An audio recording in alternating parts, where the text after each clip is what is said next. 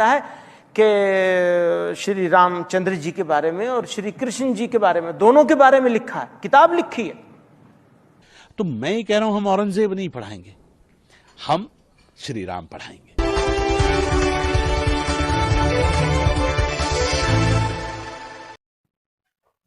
नाज़रीन आदाब, yes India में आपका खैर मकदम है।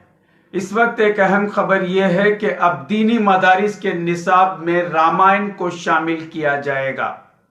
अब मदरसे में पढ़ने वाले तलबा को श्री राम की जिंदगी और किरदार को भी पढ़ना होगा। उत्तराखंड वक्फ बोर्ड चेयरमैन शादाब शम्स ने बताया है कि उत्तराखंड वक्फ बोर्ड के मातहत चलने वाले 117 मदारिस में अब संस्कृत पढ़ाया जाएगा। इसके अलावा रामायण भी पढ़ाया जाएगा। इत्तला के मुताबिक मार्च से श्री राम की कहानियों को मदारिस के निसाब में शामिल किया जाएगा।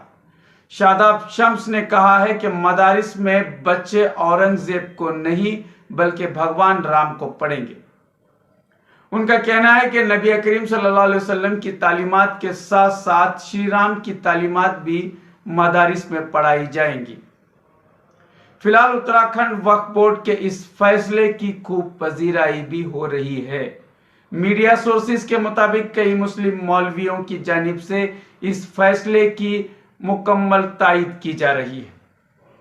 पहले आप शादाब शम्स के इस बयान को सुने। मुझे लगता है कि कोई भी बाप अगर चाहेगा औलाद तो श्री राम जैसी चाहेगा कि जो उनके एक कौल के लिए, अपने वालिद के एक कौल के लिए जो राजपाट को लात मार दे और लात मार कर कहे मैं वनवास के लिए जा रहा हूं क्योंकि मेरे पिता ने, मेरे वालिद ने एक वचन दिया है, उस वचन को निभाना है। तो मुझे लगता है कि ये अपने आप में इतनी बड़ी लाइन है कि इसको जितना फॉलो किया जाए उतना कम है।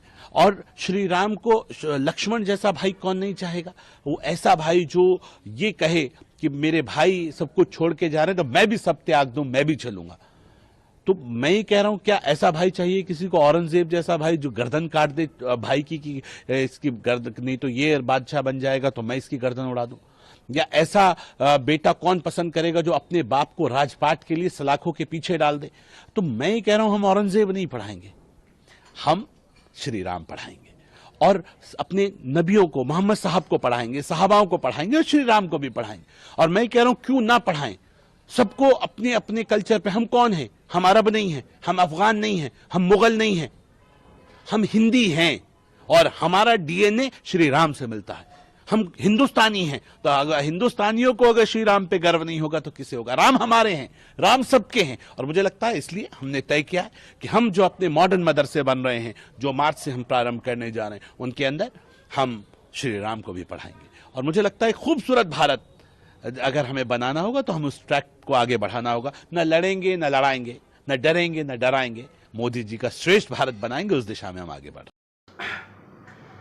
तो सुना अपने वक्फ के शादाब शम्स मदारिस के तालीमी निज़ाम में श्री राम की शमूलियत और इसे जरूरी बता रहे हैं। अब मैं इस पर कुछ तबसरा करना नहीं चाहता। आप लोगों को अगर कुछ कंफ्यूजन है तो अपने अपने मौलवियों से राब्ता जरूर करें। हाँ, मैं इतना जरूर कह सकता हूं कि शादाब शम्स जैसे सेक्युलर रहनुमा या जिम्मेदारान कौम मिल्लत हर बस्ती में अब मिलेंगे और ऐसे ऐलानात हमारी मसाजिद से होंगे, इसमें कोई शक नहीं है। अब आप में से कितने लोगों को इस बात पर हैरत हुई आप जाने, लेकिन मुझे बिल्कुल इस बात की हैरत नहीं हुई। अलबत्ता अफसोस जरूर है। हालात इस तरह के आएंगे इसका अंदाजा तो हमें बहुत पहले से था। हमने इस पर कई रिपोर्ट्स बनाए और वक्त से पहले आगाह करने का काम भी अपनी जानिब से किया है। वैसे भी दबे लफ्जों में मुस्लिम रहबरान या उलमा इकराम हुकूमत के फैसलों की हिमायत का यकीन तो पहले ही दिला चुके हैं। जमीयत उलमाए हिंद के सदर मौलाना महमूद मदनी ने तो पहले ही श्री राम को नबी बताया है। आपने नहीं सुना? पहले आप खुद सुने। उसमें तो ये कहा गया कि शिव अहले किताब है, नियरेस्ट जो है वो अहले किताब है। तो यहाँ के लोगों के बारे में ये कहा गया। ये बात इतनी ज्यादा लोगों के बीच कैसे फैल गई जब कुरान उन्होंने तो कहा मौलाना हजरत मौलाना कासिम नानोतवी रहमतुल्लाह अलैह ने लिखा है कि मैं जब उनकी तालीमात देखता हूँ तो मुझे ऐसा लगता है कि श्री रामचंद्र जी के बारे में और श्री कृष्ण जी के बारे में, दोनों के बारे में लिखा है, किताब लिखी है कि उनकी तालीमात का मतलब टीचिंग्स, जब हम टीचिंग्स देखते हैं उनकी तो हमें ऐसा लगता है कि वो नबी थे, ऐसा महसूस होता है। सुना आपने, ऐसी और भी बहुत सी बातें हैं और बहुत से राज हैं, अब एक के बाद दीगर सामने आते जाएंगे। वैसे भी 22 फरवरी को राम मंदिर का इफ्तिताह देश के जमहूरी निजाम का इख्तिताम माना जा रहा है। बीबीसी की रिपोर्ट के मुताबिक इसी 22 तारीख से देश का अक़लियती तबका दूसरे दर्जे का शहरी बना दिया गया है। और आपको ये भी बता दें कि 24 का इलेक्शन देश का आखिरी रस्मी इलेक्शन हो सकता है। खैर, इस वक्त मजीद तबसरा मुनासिब नहीं है। बस आप हजरात अपने ईमान की फिक्र करें, यहाँ जान का नहीं बल्कि ईमान का खतरा ज्यादा है। और जहनी तौर पर अपने आप को मजबूत बना लें। रफ्ता रफ्ता कई चेहरे बेनकाब होंगे, पता नहीं हमारी सफों से जाने कैसे कैसे लोग निकल आए। आज के लिए इतना ही, देखते रहें ऐसे लिए।